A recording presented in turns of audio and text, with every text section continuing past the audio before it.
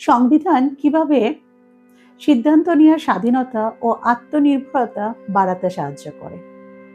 আপনি যখন সংবিধানের জ্ঞানের আলোকে নিজের অবস্থান পরিষ্কার রাখবেন, তখন কেউ আপনাকে দাবিয়ে রাখতে পারবে না।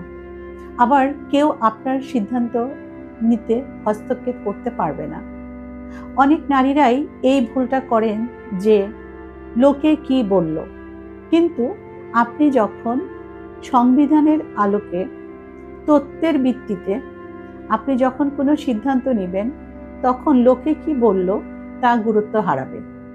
কারণ তখন আপনি সিদ্ধান্ত নিচ্ছেন আবেগের বশবর্তী হয়ে নয়, আপনি তখন সিদ্ধান্ত নিচ্ছেন যুক্তির ভিত্তিতে, আপনি তখন সিদ্ধান্ত নিচ্ছেন আপনার অধিকারের ভিত্তিতে। সুতরাং আপনার অধিকার যা থাকবে সেই অনুযায়ী আপনি সিদ্ধান্ত নেবেন, সেখানে কেউ হস্তক্ষেপ করতে পারবে না। আর যদি হস্তক্ষেপ করে, তখন আপনি আওয়াজ তুলবেন।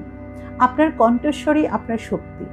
আপনি যখন যুক্তি দিয়ে, আপনি যখন অধিকার দিয়ে, আপনি যখন আওয়াজ উঠাবেন, তখন আপনার কণ্ঠস্বরেই অন্যরকম পরিবর্তন চলে আসবে, এবং সেই আপনার কণ্ঠস্বরের পরিবর্তন দেখে আপনার আশেপাশের মানুষজন, তাদের আচরণে পরিবর্তন চলে আসবে, এবং আপনি এক অদৃশ্য মানসিক শক্তি এবং মনোবল এবং সাহস পাবেন যে কোনো সিদ্ধান্ত নিতে, এবং যে কোনো প্রতিকূল অবস্থায় নিজের ধৈর্য, নিজের শক্তি সেটা বজায় থাকবে। আপনি কখনো যে কোনো রকমের প্রতিকূলতায় আপনি ভেঙে পড়বেন না।